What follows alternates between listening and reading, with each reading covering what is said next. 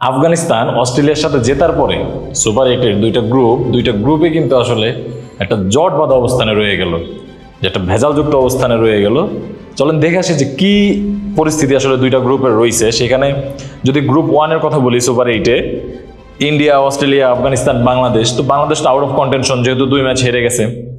India 2 ম্যাচে 2টা জিতছে, তাদের নেট রান রেট 2.425, অর্থাৎ এই যে নেট রান রেট এবং তাদের 0.4, এটা আসলে টপকানো অস্ট্রেলিয়ার কথাই বলি বা আফগানিস্তানের কথাই বলি, দুজনের পক্ষেই অলমোস্ট ইম্পসিবল, যেহেতু অস্ট্রেলিয়ার খেলা ইন্ডিয়ার সাথে এবং আফগানিস্তানের খেলা বাংলাদেশের সাথে। তো আফগানিস্তান হচ্ছে মাইনাস আছে, -650, আর তাদের পয়েন্ট হচ্ছে 2।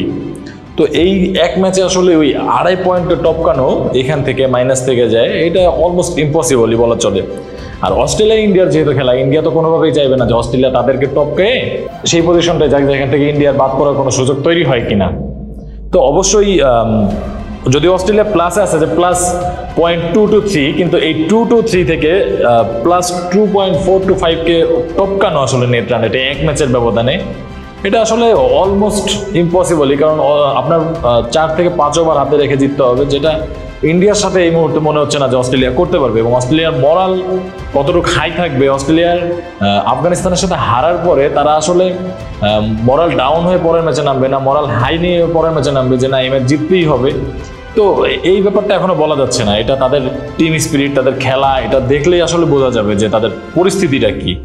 এই যখন অবস্থা, তখন কিন্তু আসলে বলাই চলে যে ইন্ডিয়া সেমিফাইনালে চলেই গেছে এবং অস্ট্রেলিয়া আফগানিস্তান থেকে যে কোনো একজন যাবে। যদিও আমি ব্যক্তিগতভাবে মনে করছি যে আফগানিস্তানের সুযোগটা অনেক বেশি, যেহেতু আফগানিস্তানের বাংলাদেশের সাথে খেলা আর অস্ট্রেলিয়ার খেলা ইন্ডিয়ার সাথে, অস্ট্রেলিয়ার প্রতিপক্ষটা তুলনামূলকভাবে কঠিন হয়ে যাচ্ছে। তো সেই ক্ষেত্রে আফগানিস্তানের কিন্তু পর্যাপ্ত একটা সুযোগ আছে যে তারা সেমিফাইনালে গিয়ে ক্রিকেট ইতিহাসকে চমকে দেওয়ার এবং ক্রিকেট বিশ্বকে আসলে দেখানো যে আসলে একটা মাইনর টিম থেকে কিভাবে ডেভেলপ করতে হয়,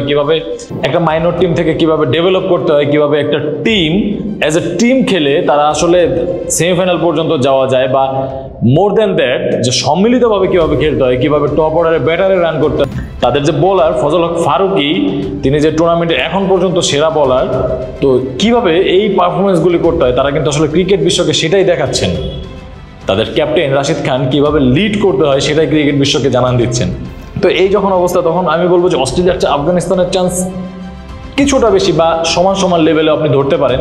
যে যেহেতু নেট রান রেটে আফগানিস্তান পিছায় আছে অনেকটা আর অস্ট্রেলিয়া আগায় আছে, তো এখন এখানে জেতা হারার ব্যাপারটাই বেশি। যদি আফগানিস্তান এবং অস্ট্রেলিয়া দুইজনই জিতে যায়, তখন আসলে বলা চলে যে অস্ট্রেলিয়ায় চলে যাবে এবং ইন্ডিয়ায় চলে যাবে। কিন্তু অস্ট্রেলিয়া যদি হেরে যায় তাহলে নেট রান রেটের কোনো প্রয়োজন হবে না। আফগানিস্তান যদি জিতে যায়, অর্থাৎ ইন্ডিয়া আর আফগানিস্তান সেমিফাইনালে চলে যাবে, সেখানে আর নেট রান রেটের কোনো প্রয়োজন হবে না।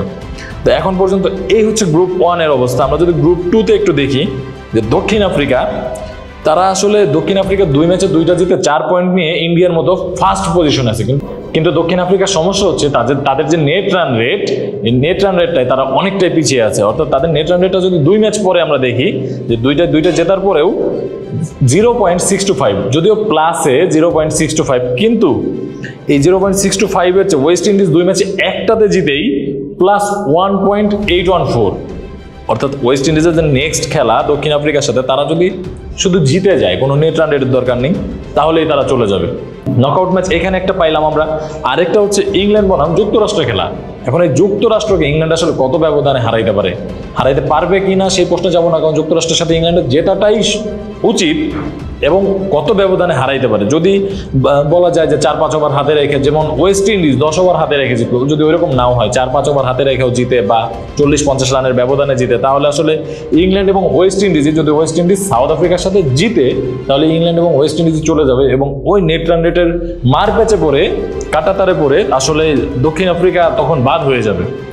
এবার যদি দক্ষিণ আফ্রিকা ওয়েস্ট ইন্ডিজের সাথে জিতে যায়, তাহলে আসলে নেট রান রেটের কোনো দরকার হবে না, তাদের অনায়াসেই তারা চলে যাবে। কারণ 3 ম্যাচে 3টাতেই জিতে 6 পয়েন্ট, এবং একই সাথে দেখা যাবে যে ইংল্যান্ড তারা যদি যুক্তরাষ্ট্রকে বেশি ব্যবধানে না হারাতে পারে, সেইখানটায় আসলে ওয়েস্ট ইন্ডিজের যাওয়ার সম্ভাবনা বেশি থাকবে।